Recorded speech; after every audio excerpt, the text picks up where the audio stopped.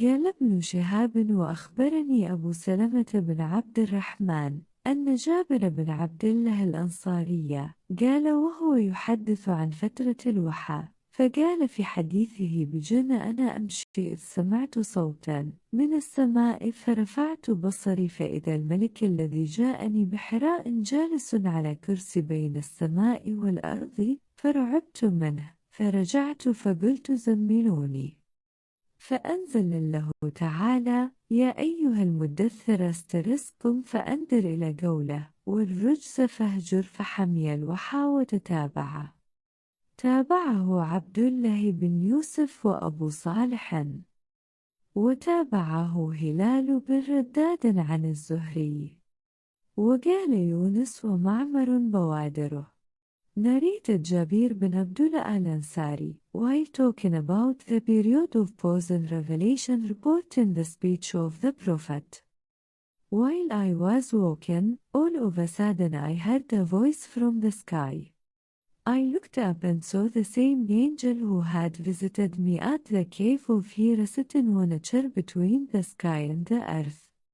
I got afraid of him and came back home and said, wrap me in blankets close in parenthesis dot apostrophe, and then Allah revealed the following holy verses of Quran, O you Muhammad. Wrapped up in garments exclamation mark apostrophe arise and war, the people against Allah's punishment. Up to and desert the idols dot apostrophe. 74.15 After this the revelation started coming strongly, frequently and regularly.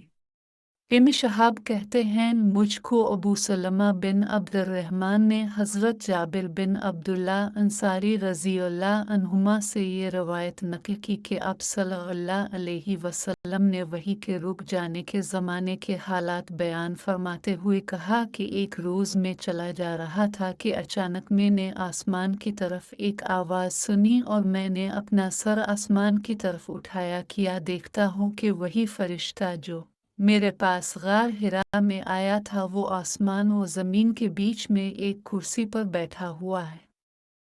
میں اس سے ڈر گیا اور گھر آنے پر میں نے پھر کمبل اوڑھنے کی خواہش ظاہر کی۔ اس وقت اللہ پاک کی طرف سے یہ آیات نازل ہوئی۔ اے لحاف اوڑھ کر لیٹنے والے، اٹھ کھڑا ہو اور لوگوں کو عذاب الہی سے ڈرا اور اپنے رب کی بڑائی بیان کر اور اپنے کپڑوں کو پاک صاف رکھ اور گندگی سے دور رکھ۔ اس کے بعد وہی تیزی کے ساتھ پے در پے آنے لگی۔ اس حدیث کو بن بکیر کے علاوہ لیث بن سعد سے عبداللہ بن یوسف اور ابو صالح نے بھی روایت کیا ہے، اور عقیل کے علاوہ زہری سے ہلال بن رواد نے بھی روایت کیا ہے۔ یونس اور معمر نے اپنی روایت میں لفظ فوادر کی جگہ بودر نقل کیا ہے۔